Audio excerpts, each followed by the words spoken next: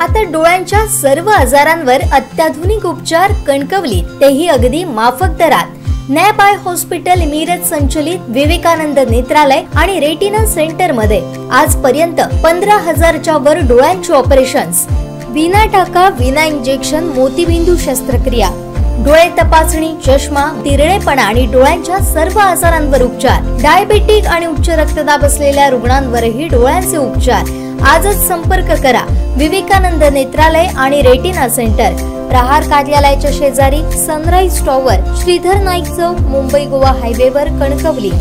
Haffkine कोण असं विचारणारे आरोग्यमंत्री राज्यात आहे, त्यामुळे राज्यासह जिल्ह्यातील आरोग्य यंत्रणा व्हेंटिलेटरवर आहे। उपचाराअभावी लोकांचे जीव जात आहेत, याला सत्ताधारीच जबाबदार असल्याचा आरोप जयेंद्र परुळेकर यांनी केला। सध्या महाराष्ट्र राज्य विधिमंडळाचं हिवाळी अधिवेशन चालू आहे आणि त्या अधिवेशनाच्या पूर्वसंध्येला म्हणा किंवा पहिल्या दिवशी राज्याचे माननीय आरोग्य मंत्री यांनी एक भली थोरली पत्रकार परिषद घेतली, कारण त्यांच्यावर काही आरोप झालेले आहेत त्या अनुषंगाने पत्रकार परिषद घेतली। आणि त्या पत्रकार परिषदेत बोलताना त्यांनी अनेक गोष्टींचे खुलासे केले आणि ते फार आश्चर्यजनक होते। खरं म्हणजे राज्याची आणि जिल्ह्याची आरोग्य यंत्रणा ही व्हेंटिलेटरवर आहे हे सामान्य कुठलाही नागरिक, मतदार, ग्रामस्थ सांगेल।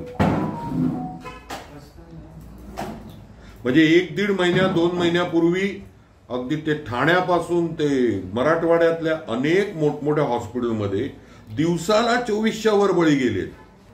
हे या आरोग्य यंत्रणेला लाज वाटावं असं आहे। एखाद्या संवेदनशील आरोग्य मंत्र्यांनी तेव्हाच राजीनामा दिला असता, पण गिरे तो भी टांग ऊपर या तत्वानुसार आरोग्य मंत्री तानाजी सावंत, ज्यांनी मध्येच एकदा विचारलेलं कोण हाफकिन, असं ते अगाध ज्ञान आहे त्यांचं आणि ते डॉक्टर लावतात, कुठली पीएचडी हा संशोधनाचा विषय आहे। की काल जे अजितदादा पवार विधिमंडळातच बोलले की फेलोशिप करून करणार काय, पीएचडी करून काय दिवे लावणार, ते खरंच आहे असं वाटायला लागलं। अनेक पीएचडी झालेले आहेत, काय करतायत हे स्वतः बोलले तर अर्थमंत्री काल रेकॉर्डवर। बरं, तर आता आपण इथे का बोलतोय सिंधुदुर्ग जिल्ह्यात, तर सिंधुदुर्ग जिल्ह्यातील सन्माननीय म्हणजे कणकवलीचे आमदार नितेशजी राणे, या मतदारसंघातले नामदार शिक्षण मंत्री दीपकभाई केसरकर यांनी लगेच तानाजी सावंतांना भेटून अगदी असं की सगळी आश्वासनं मिळालेली आहेत, तर ह्या आश्वासनावरच जे रुग्ण आहेत ते जगणार का? आताची जी दुरावस्था आहे ती इकडच्या वृत्तपत्रांनी, डिजिटल चॅनलने वारंवार मांडलेली आहे। तर एक मोठा जावई शोध तानाजी सावंत साहेबांनी सांगितला की 3 ते 4 पटीने ओपीडी आणि आयपीडी म्हणजे ऍडमिटेड आणि बाह्य रुग्ण विभाग यातले पेशंट वाढल्यामुळे जो औषध साठा महिन्याला पुरायचा तो आठवड्यात संपायला लागला। पण कशामुळे संपायला लागला?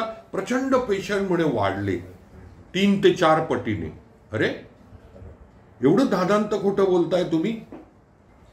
आणि म्हणून म्हणे औषधांच्या खरेदीसाठी जिल्हा पातळीवर सिव्हिल सर्जन किंवा डीपीडीसी यांना आम्ही आदेश दिलेत की त्यांनी परचेस करावे। अरे मग ऍडमिट झालेल्या रुग्णांना 1000, 1200, 500 अशा रुपयांची प्रिस्क्रिप्शन कोण लिहून देत आहे? काय गोरखधंदा आहे का? जर तुमच्याकडे सगळी औषध आहेत तर ते बिचारे अतिशय म्हणजे बीपीएल, एपीएल या वर्गातले रुग्ण तिथे जातात, ज्यांच्याकडे 100 रुपयाची किंमत पण फार मोठी आहे त्यांना, तर तुम्ही 1000 रुपयाची प्रिस्क्रिप्शन लिहून देताय। आरोग्य महासंचालक, उपमहासंचालक ही पदं रिक्त आहेत आणि जिल्ह्यामध्ये तर कित्येक डॉक्टर्स, स्पेशालिस्ट यांची पदं रिक्त आहेत। आरोग्य केंद्र जी आहेत 38 आरोग्य केंद्र, जेव्हा फार प्राचीन काळी 35 वर्षापूर्वी या जिल्ह्यातील एक मोठे राजनेते, राजकीय नेते भाई सावंत हे आरोग्य मंत्री होते, तेव्हा त्यांनी या जिल्ह्यात 38 आरोग्य केंद्र वाढवली। म्हणजे तो जो आकडा आहे 85-87 मध्ये आज तागायत या जिल्ह्यात फक्त 38च आरोग्य केंद्र आहेत. एकही आरोग्य केंद्र वाढलेलं नाही. मग आज काय परिस्थिती हो, तर त्या आरोग्य केंद्रात जास्त आरोग्य केंद्र ही BAMS डॉक्टर चालवत आहेत. चालवू नयेत का? नाही, BAMS डॉक्टरनी चालवावी. पण एक काळ असा होता 15-18 वर्षापूर्वी की प्रत्येक आरोग्य केंद्रात किमान 1 किंवा 2 MBBS डॉक्टर होते. मग आज कुठे गेले? डॉक्टर येत नाहीत, डॉक्टर येऊ पाहत नाहीत. ही जी सतत एक जे वाक्य हे सत्ताधारी वापरत असतात, साफ खोटं आहे. डॉक्टर येतील, पण त्यांची राहायची व्यवस्था काय? त्यांना ड्युटी आहे का? कुठला माणूस 24 तास काम करतो?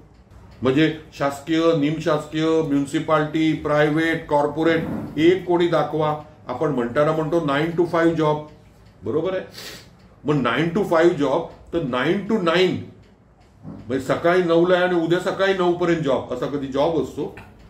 मग एखाद्या डॉक्टरने दिवसभर काम केलं आणि रात्रीच्या वेळेला सर्पदंश असेल किंवा डिलिव्हरीचा पेशंट असेल किंवा काय असेल, जरा उशीर झाला तर त्या डॉक्टरवर एक म्हणजे तोंडी असेल. आपल्या जिल्ह्यात कर्मधर्म सहयोगाने जे राज्यात आणि देशात चालू आहे मारहाण, ते प्रसंग घडले, सध्या कधी घडलेले नाही. हे आपल्या जिल्ह्यातल्या जनतेच्या संयमशीलतेचं लक्षण आहे. आपली जनता ही सुज्ञ आणि सुजाण आहे. पण तरी मग लगेच बोट डॉक्टरकडे दाखवतात. जबाबदार हे सत्ताधारी आहेत, राज्यकर्ते आहेत की त्या आरोग्य केंद्रात कमीत कमी 3 डॉक्टर्स पाहिजेत 8-8 तासाच्या ड्युटीने. त्यांना आठवड्यातून एकदा रजा पाहिजे, तर ते कामावर फोकस करतील, तर तिथली OPD वाढेल आणि तर तिथे डिलिव्हरीज होतील. स्नेक बाईट, सर्पदंश असतील, कुठले लागलेले आहेत त्यांना टाके घालायचे आहेत, अर्जंट काय बघायचं, सगळी कामं होतील. पण तिथे 3 डॉक्टर पाहिजेत. तिथे जो पॅरामेडिकल स्टाफ आहे, नर्सेस आहेत, फार्मासिस्ट आहेत, ती पदं भरलेली पाहिजेत. आहेत का भरलेली? रिक्त पदच जास्त आहेत. जेवढी भरलेली पदं आहेत त्याच्यापेक्षा रिक्त पदं आहेत. म्हणजे हे जे सरकार अवैध सरकार म्हणतात, त्यांचा कारभार पण अवैध आहे.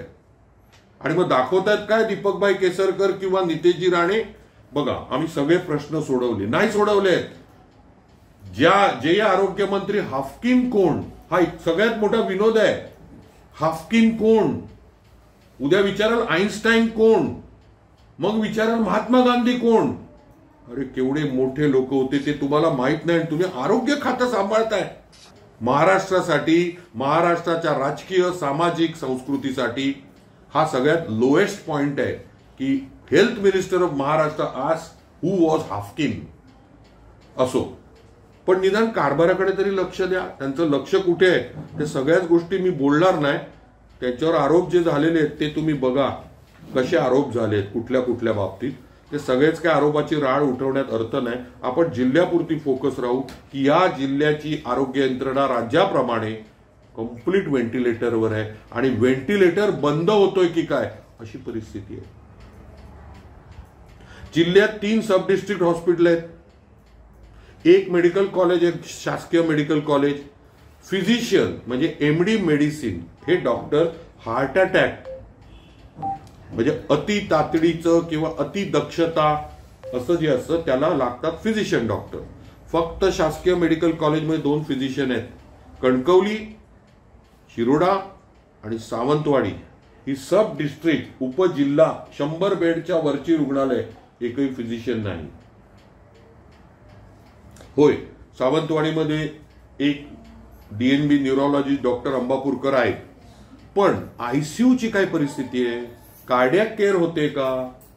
एखाद्या सामान्य किंवा म्हणजे मी म्हणतो कनिष्ठ मध्यम वर्ग किंवा कनिष्ठ वर्ग आर्थिक दृष्टीने अशा व्यक्तीला छातीत दुखायला लागलं, त्याला काहीतरी हृदयाचा त्रास झाला, तर त्याला इथे ट्रीटमेंट मिळते की RTOचा पोलीस कसा दाखवतो तसा गोव्याचा रस्ता दाखवला जातो? मग जाहीर करा, गोवा मेडिकल कॉलेज हेच या जिल्ह्याच्या आरोग्य सेवेचा अर्धवायू आहे किंवा हे तेच आपल्या आरोग्य सेवेला सपोर्ट आहे. कशाला पाहिजे आरोग्य सेवेचा एवढा भला थोरला खर्च आणि एवढे पगार आणि एवढा कशाला पाहिजे?